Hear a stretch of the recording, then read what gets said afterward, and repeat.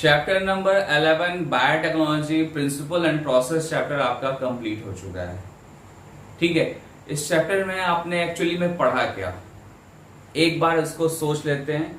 ठीक है, हम लोगों ने इस चैप्टर में ये पढ़ा कि बायोटेक्नोलॉजी के दो कंपोनेंट होते हैं। फर्स्ट कंपोनेंट जेनेटिक इंजीनियरिंग और second component bio process engineering. ठीक है, ये जो भी कंपोनेंट्स हैं इसमें डिफरेंट टाइप के टूल्स इन्वॉल्व होते हैं और इनका अपना एक मेथड होता है। ठीक है, अपना एक मेथड होता है, प्रोसीजर होता है, जिसको फॉलो करने के बाद हमने क्या गेन किया था, हमने गेन किया था जेनेटिकली मॉडिफाइड ऑर्गेनिजम्स बनाने का मेथड गेन किया था। ठीक है, कि कैसे हम कोई भी जेनेटिकली मॉडिफाइड ऑर्गेनिजम्स बनाएंगे। वो ऑर्गेनिजम्स प्लांट होगा, एनिमल होगा, माइक्रो ऑर्गेनिज्म होगा, फंगस होगा, कुछ भी हो सकता है। और देन उसके बाद से जेनेटिकली मॉडिफाइड ऑर्गेनिज्म से हम न्यू प्रोडक्ट्स बना रहे थे, जिन प्रोडक्ट्स का क्वांटिटी और क्वालिटी दोनों क्या था, बेटर था।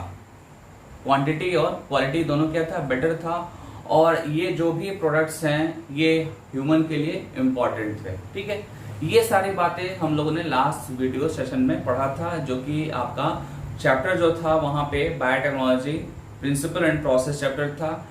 आज के लेक्चर में हम नया चैप्टर स्टार्ट कर रहे हैं। नया चैप्टर आपका क्या है, बायोटेक्नोलॉजी एंड इट्स एप्लीकेशन।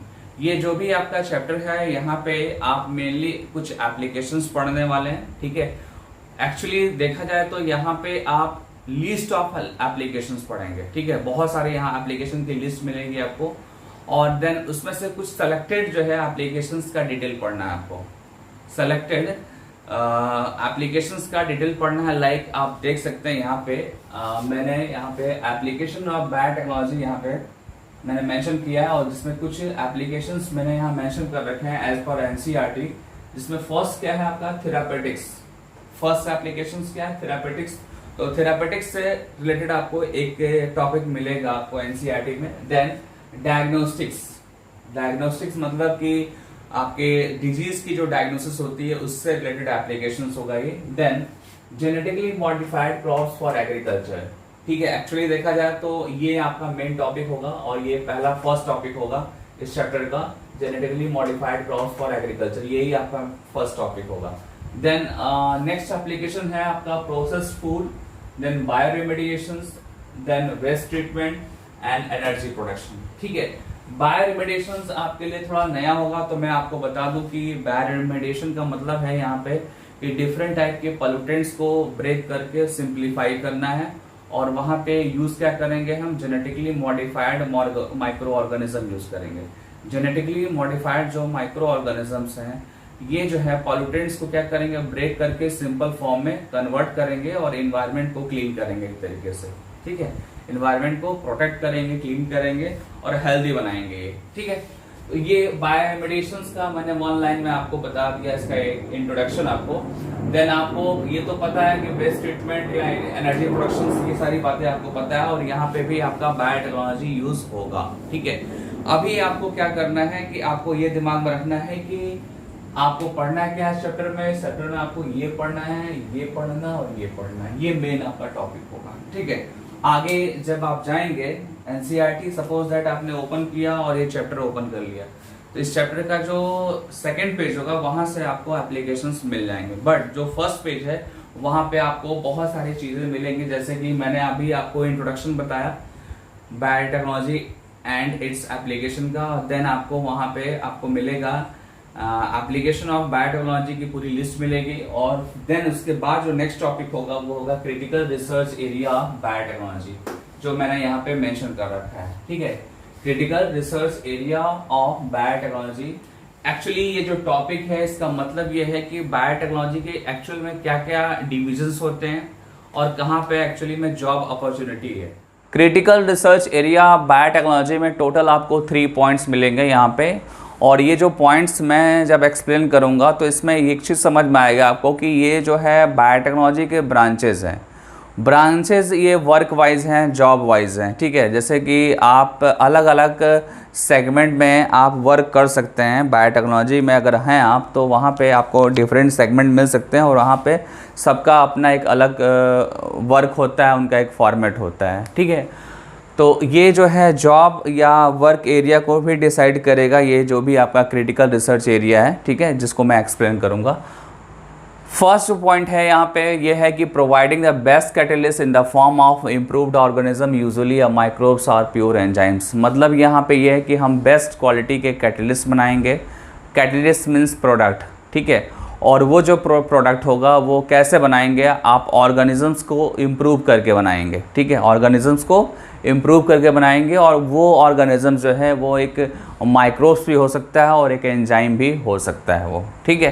तो ये आपका फर्स्ट पॉइंट है, जिसमें आपने ये समझा कि एक्चुअली यहाँ क्या करना है, हमको प्रोडक्ट को इम्प्रूव करना है, एनी हाउ इम्प्रूव करना है, हमको ऑर्गेनिज्म यूज़ करना है, हमको कोई अदर मॉलिक्यूल्स यूज़ करना है, और यूज़ करके हमको एनी हाउ एक अच्छा प्रोडक्ट बनाना है। और जिसमें आपका हार्ड को जो इन्वॉल्व होगा वो क्या इन्वॉल्व होगा, जेनेटिक इंजीनियरिंग, ठीक है। जेनेटिक इंजीनियरिंग में आप क्या करते हैं, डीएनए लेवल पे मैनिपुलेशन करते हैं, और डीएनए लेवल पे जब मैनिपुलेशन करते हैं देन आप ऑर्गेनिजम्स को इम्प्रूव बनाते हैं और उनके प्रोडक्ट्स को भी इम्प्रूव करते हैं आप, ठीक है।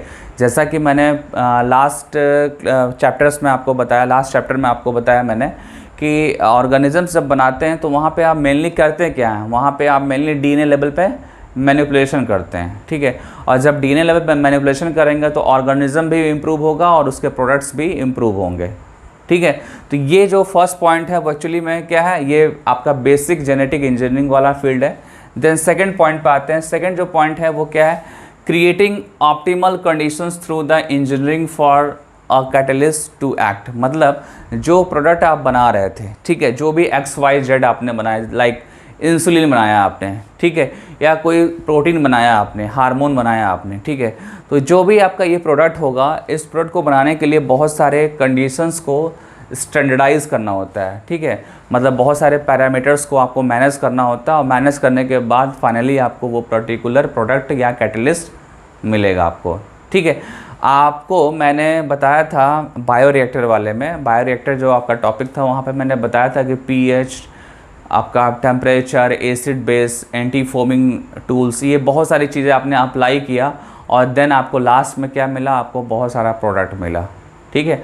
उसी प्रोडक्ट को गेन करने के लिए हम बहुत सारे कंडीशंस को मेंटेन करते हैं, और ये एक अलग सेगमेंट है बायोटेक का, जहाँ पे एक अलग ही टाइप का मतलब एम्प्लॉई इन्वॉल्व होगा वहाँ पे, उसका ट्रेनिंग अलग होगा, उसको एजुकेट किया जाएगा उस पर्टिकुलर सेगमेंट के अकॉर्डिंग, ठीक है। तो ये आपका creating optimal conditions through engineering for a catalyst to act, ये पॉइंट आपका फिनिश हो गया। अब आते हैं थर्ड पॉइंट। थर्ड पॉइंट क्या है आपका, downstream processing technologies to purify the protein oblique organic compounds. मतलब कि आप जब प्रोटीन या कोई भी अदर ऑर्गेनिक कंपाउंड्स बनाते हैं तो वहाँ पे आप क्या करते हैं, आप डाउन स्ट्रीम प्रोसेसिंग अप्लाई करते हैं। और आपको मैंने बताया था कि जब डाउन स्ट्रीम प्रोसेसिंग होगा तो वहाँ क्या होता है, सेपरेशन, प्यूरिफिकेशन होता है, और देन आप उसको फार्मलाइज करते हैं और उसमें प्रिजर्वेटिव ऐड करते हैं, ठीक है। ये जो थर्ड पॉइंट है ये ऑलरेडी मैंने डिस्कस कर लिया है। तो आपको करना क्या है कि प्रीवियस वीडियो लेक्चर्स को जाकर एक बार देखना है, और देखना क्या है वहाँ पे मेनली मैंने 2 पॉइंट बताया था कि डाउन स्ट्रीम जो आपका प्रोसीजर है, यहाँ पे जो भी प्रोडक्ट आप बना रहे हो उस प्रोडक्ट को जब आप बना लेते हैं तो उसको सेपरेट करते हैं, उसको प्यूरिफाई करते हैं, और यही क्या होता है आपका डाउन स्ट्रीम प्रोसेसिंग होता है। इसमें जो भी आप कॉन्सेप्ट लगा रहे हैं, टूल्स लगा रहे हैं, इंस्ट्रूमेंट लगा रहे हैं, वो सब कुछ डाउन स्ट्रीम में आएगा, ठीक है, सब कुछ डाउन स्ट्रीम में आएगा। तो इस तरीके से ये 3 पॉइंट आपके critical research area of biotechnology में हैं, ठीक है। एक बार रिपीट कर देता हूँ। फर्स्ट जो पॉइंट था उसमें हम लोगों ने क्या किया, हम लोगों ने एक अच्छा प्रोडक्ट बनाया, एक कैटलिस्ट बनाया, जिसके लिए हमने माइक्रोब्स यूज़ किया, एंजाइम्स यूज़ किया। देन इनको बनाने के लिए हम ऑप्टिमल कंडीशंस भी अप्लाई करते हैं। ऑप्टिमल कंडीशंस अप्लाई करने के लिए भी एक अलग सेगमेंट है जिसको सेकंड नंबर पॉइंट में मैंने डिस्कस किया है। थर्ड वाले में क्या है, यहाँ पे हम प्यूरिफिकेशन और सेपरेशन की बात करेंगे। जब हमारे प्रोडक्ट्स बन जाते हैं तो हम उनको सेपरेट करते हैं, प्यूरिफाई करते हैं, और देन उनको फार्मलाइज करके, प्रिजर्वेटिव ऐड करके, क्लिनिकल ट्रायल्स करके, और लास्ट में उसको मार्केट में हम सेल कर देते हैं, ठीक है। तो ये आपका बायोटेक्नोलॉजी का जो है मेन एरिया ख़त्म हो गया। अब इसके बाद हम start critical research area of biotechnology के बाद आते हैं नेक्स्ट टॉपिक हमारा क्या है, बायोटेक्नोलॉजिकल एप्लीकेशंस इन एग्रीकल्चर। ठीक है, there are 3 options for increasing food productions. यहाँ पे एग्रीकल्चर को या ऐसे बोल सकते हैं कि फूड प्रोडक्शंस के इंक्रीज़ करने के यहाँ पे 3 मेथड्स मैं एक्सप्लेन करूँगा। ठीक है, और वो मेथड क्या है एक बार हम देख लेते हैं एज पर एनसीईआरटी। फर्स्ट जो मेथड है वो है एग्रो केमिकल बेस्ड एग्रीकल्चर। ठीक है, देन सेकंड आपका क्या है, ऑर्गेनिक एग्रीकल्चर। देन है आपका genetically engineered crop based agriculture. ये 3 टाइप्स के मेथड हैं जिनको हम लोगों ने टाइम टू टाइम ऑप्ट किया और फिर न्यू चूज़ किया। ठीक है, क्योंकि आपको पता है कि कोई भी चीज़ है उसमें इम्प्रूवमेंट होता रहता है as per hour demand, as per hour need. ठीक है, उसके अकॉर्डिंग हर चीज़ क्या होती है, इम्प्रूव होती है लाइफ में। ठीक है, तो एग्रीकल्चर में भी सेम थिंग था, एग्रीकल्चर में भी ऐसा ही हुआ। ठीक है, एग्रीकल्चर में जो फर्स्ट जो मेथड था वो क्या था आपका, एग्रो केमिकल बेस्ड एग्रीकल्चर। और ये जो मेथड है ये कहाँ से स्टार्ट हुआ, इसकी स्टोरी स्टार्ट हुई ग्रीन रिवोल्यूशन से। ग्रीन रिवोल्यूशन आप सबने पढ़ा होगा, जूनियर क्लासेस में पढ़ा होगा, और इसकी कहानी स्टार्ट होती है इंडिया में 1965 से। ठीक है, 1965 के अराउंड जो है पॉपुलेशन अपने इंडिया की ठीक ठाक थी, नियर अबाउट 40 करोड़ अप्रॉक्स जो है अपने इंडिया की पॉपुलेशन थी। और वहाँ पे भी क्या था, हमारा जो क्रॉप प्रोडक्शन जो था वो हमारे डिमांड से कम था, तो वहाँ पे भी चैलेंजेस थे कि हम क्यों ना और अच्छा और ज़्यादा हम प्रोडक्टिविटी इंक्रीज़ करें। ठीक है, तो उसके बिहाफ पे स्टार्टिंग में ग्रीन रिवोल्यूशन वाले कॉन्सेप्ट को अप्लाई किया गया। और इस कॉन्सेप्ट में एक्चुअली है क्या, यहाँ पे हम लोगों ने केमिकल्स यूज़ किया, पेस्टिसाइड यूज़ किया। ठीक है, केमिकल्स मीन्स यहाँ पे फर्टिलाइज़र्स हैं जिसको आप बोल सकते हैं केमिकल फर्टिलाइज़र एंड पेस्टिसाइड। ये 2 चीज़ें यूज़ करके हम लोगों ने कुछ टाइम तक फूड प्रोडक्शन की यील्ड या उसकी प्रोडक्टिविटी हम लोगों ने बढ़ा दिया और नियर अबाउट 3 टाइम्स इंक्रीज़ कर दिया। बट उसमें हम लोगों ने किया बेटर मैनेजमेंट प्रैक्टिसेस किया। देन वहाँ पे हम लोगों ने क्या किया, एग्रीकल्चर में यूज़ होने वाले फर्टिलाइज़र यूज़ किया। ठीक है, एक बार फिर से एक्सप्लेन कर दूं कि जो फर्स्ट मेथड है इसमें हम लोगों ने क्या किया, हम बेटर मैनेजमेंट प्रैक्टिसेस किए। दैट मीन्स कि हम बहुत सारे मेथड्स फॉलो करके और मतलब कि एग्रीकल्चर को लगाने वाले बहुत सारे मेथड अप्लाई किया, उससे इम्प्रूवमेंट हुआ। एक्चुअली में हमारा जो क्रॉप था या हमारा जो प्लांट था उसमें इम्प्रूवमेंट नहीं हुआ, वो प्लांट और वो क्रॉप एज़ इट इज़ था। हमारा जो एग्रीकल्चर का जो स्टाइल था वो चेंज हो गया, थोड़ा सा उसमें हम लोगों ने इम्प्रूवमेंट किया और थोड़ा सा उसका बेनिफिट भी दिखा। और साथ ही साथ क्या किया, कुछ केमिकल फर्टिलाइज़र यूज़ किया। ठीक है, और आपको पता है कि केमिकल फर्टिलाइज़र यूज़ करना अच्छी बात नहीं है। ठीक है, और साथ ही साथ पेस्टिसाइड यूज़ किया। पेस्टिसाइड आपको पता है पेस्ट के लिए यूज़ करते हैं। ठीक है, मतलब कि इंसेक्ट्स के लिए यूज़ करते हैं। तो ये जो भी चीज़ें थे ये हमारे लिए हार्मफुल थे। आप केमिकल यूज़ करो, आप पेस्टिसाइड यूज़ करो, ये सब क्या है, हमारे लिए हार्मफुल है। ठीक है, क्योंकि ये हमारे सिस्टम में जाएंगे और हमारे सिस्टम को ये डिस्टर्ब करेंगे। ठीक है, as well as developing country के लिए ये एक्सपेंसिव भी था। ठीक है, अगर आप फर्टिलाइज़र यूज़ करते हैं या पेस्टिसाइड यूज़ करते हैं तो ये कॉस्टली है। ठीक है, ये हर कंट्री के फार्मर इसको अफोर्ड नहीं कर सकते हैं। ठीक है, इसका डिमेरिट भी है। डिमेरिट क्या है कि हमारे बॉडी के सिस्टम को डिस्टर्ब करता है। और देन सेकेंड जो डिमेरिट है वो ये है कि ये कॉस्टली है। ठीक है, और कॉस्टली है तो हम अवॉइड करेंगे। ठीक है ना, और ये सारी बातें कहाँ पे मैं कर रहा हूँ, 1965 के बाद की बातें हैं। 1965, 70, 80 के टाइम पे ये सब एज़ यूजुअल होता आ रहा था। ठीक है, और लास्ट में हमको लगा कि ये तो अच्छा नहीं है, ये कहीं ना कहीं हमारे लिए हार्मफुल है।